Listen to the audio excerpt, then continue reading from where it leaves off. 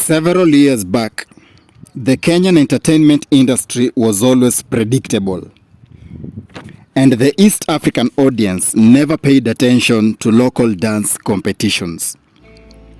Being a dancer was always regarded as child play, and dancers were never taken serious on any national platform. Several dance competitions were invented both locally and nationally, but in due time, they eventually faded away because being a dancer in East Africa was always regarded as a hobby instead of a career. Some of the best dance choreographers in Kenya struggled to package their own dance teams so as to appeal to their target audience, but most of the time, every attempt to be unique was always a waste of time, because the Kenyan audience was always one of the most difficult audience to capture from this side of Africa. Today, I bring you the story of a team that changed the dance industry forever. This is the untold story of a group of dancers from both Kenya and Tanzania who decided to come together, and they formed one of the most extraordinary dance teams ever seen from this side of Africa. This is the story of the Wapi dance crew.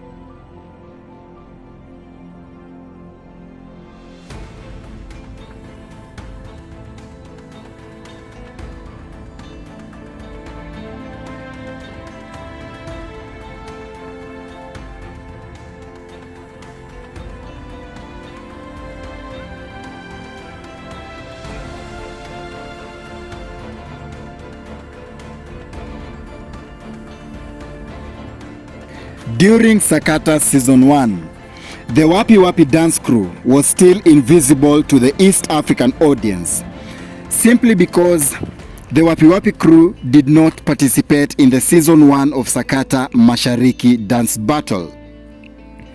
As everyone watched the IMS crew defeat both the FBI crew and the Dashi crew to win Sakata Season 1, most Kenyans were yet to be introduced to the Wapi crew.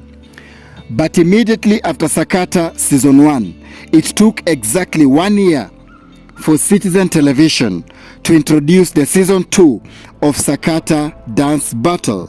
And to the surprise of many, a new dance team took over the control of East Africa through creativity. The name of this new extraordinary dance team was known as the Wapi crew.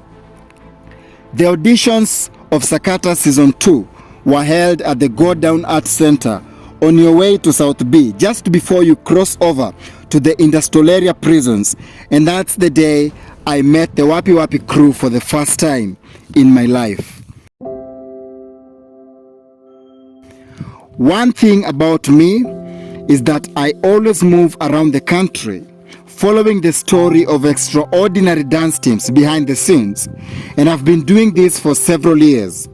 That's why I always have the history of Kenyan dance teams on my fingertips, because I've been following the stories of dance teams silently from one audition to the other and from one competition to the other. So on this day, as hundreds of dance teams traveled from different parts of East Africa to Kenya, it was up to the judges to decide on which teams to face each other. And luckily, Wapi dance team got the first standing ovation from the judges during the auditions, because they appeared to be the most professional dance team since they managed to capture the attention of the judges direct from the auditions. Few weeks later, the whole country started talking about the Wapi dance team, and everybody was curious to know about this new team from Kenya. It was always impossible to get standing ovations from the judges during auditions in any major dance competition. That's why all the dance teams participating in Sakata Season 2 were able to notice that a new legend had been born in East Africa. From the audition, the Wapi Wapi crew introduced themselves to East Africa as the new legends in the house, and automatically the internet went crazy and everyone started talking about the new dance team on the block. All the major dance teams had to upgrade their game. The FBI crew, the Black Blingers crew, the Titans crew, the DSI crew, the Tsunami crew, the Dubs crew from Mombasa, and all the Kenyan dance teams noticed that there was a new legend in town, and the Wapi Wapi crew was always the most brutal dance team on the dance floor. When the Wapi Wapi dance team showed up for the auditions za Sakata Season 2 at the Go Down Art Center, most Kenyan dance teams underrated them because hawakukuja pale na maringo ati wanaringa wanajaribu ku, you know the way you go for auditions alafu watu wanatry ku show off. Wapi Wapi walikuwa wametulia, so it was hard, it was very difficult for anyone to predict what they were going to do on stage. And then teams wakaanza nilikuwa nasikia hizo rumors, watu wameanza kujiuliza hii team ni ya wapi, hii team ni ya wapi. Wakaambiwa ni ya Sarakasi. Okay, watu wakatulia kiasi, wakasema okay sawa, so let's see what they have.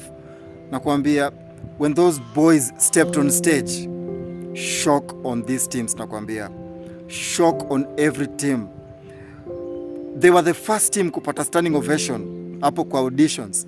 Those guys hawakukuja ku audition, walikuja for hiyo audition ni kama finals. What they did on that stage, they were doing, walianza choreography yao very creatively, yani ilikuwa so creative, and then ikaingia tu Lingala. In the midst of hiyo Lingala walikuwa na some coordinated transitions, and then mmoja akasonga mbele akafanya backflip, kurudi chini aku lose balance, akaendelea with the Lingala piece. It was so creative. The judges were at the edge of their seats. They could not hold back their excitement. When Citizen TV ilianza ku air auditions, all Kenyan dance teams were talking about Wapi Wapi, leave alone the audience. The dance teams zenye zina participate kwa Sakata Season 2, kila team ilianza kuongea about Wapi Wapi. That's how this team stamped their authority hapa Kenya from scratch, from audition. That's how Wapi Wapi walijiintroduce. Shock on everyone, nakwambia, it was crazy. One thing I always noticed and I always respected about the Wapi Wapi dance crew was the fact that they were always merciless to their opponents. It was always impossible to face this team on the dance floor. They always humiliated their opponents, and if you ever dared to face them in close combat on a one-on-one battle on the dance floor, the Wapi Wapi crew was always ready to drive the name of your dance team to extinction by dismantling the battle abilities of any dance team or any opponent they faced on the dance floor. The Wapi Wapi crew became the villains of the dance floor, and any dance team that they faced was always ready for their own obituary, because Wapi Wapi was never a joke. Finally, the FBI crew were able to defeat the Wapi Wapi crew, but in the spirit of professionalism, they remained as friends, even as the audience was split in terms of those who wanted the Wapi Wapi to win and those who stood with the FBI crew from the auditions to the finals. As much as the Wapi Wapi crew were defeated by the FBI crew in Sakata Season 2, everybody knew that this was not the end of the Wapi Wapi crew. So the internet went crazy as millions of people on social media asked for a rematch of the two major dance teams. Kenyans were eagerly waiting for these two dance teams to face each other again. Few months later, a new major dance battle was introduced in East Africa known as the OBYS. The internet went crazy again as they voted for the FBI and the Wapi Wapi crew to have a national rematch on the battlefield. Few days later, the competition attracted several dance teams, but all the eyes were focused only on two dance teams, the Wapi Wapi crew and the FBI crew. The FBI crew has always been a professional dance team for several years, but they noticed that in order for them to face the Wapi Wapi crew, they had to upgrade their technique. And that's how they added a new flavor to the FBI crew by getting one of the most professional b-boys from Uganda, known as B-Boy Dennis. And the Wapi Wapi crew also decided to upgrade their squad. So they got another dancers from Tanzania. That's how Kenya was introduced to some of the best b-boys from Tanzania. Let's hear it for Wapi.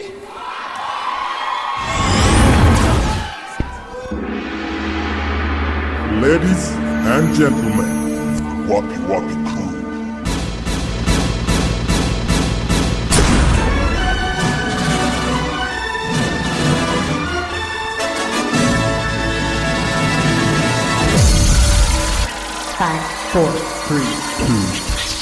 So it was also their time to revenge against the FBI crew. So the OBYS was a rematch for the defeat that they had faced several months back in Sakata Season 1 as they faced the FBI crew. The OBYS battle was a battle between two giants of East Africa with every choreography.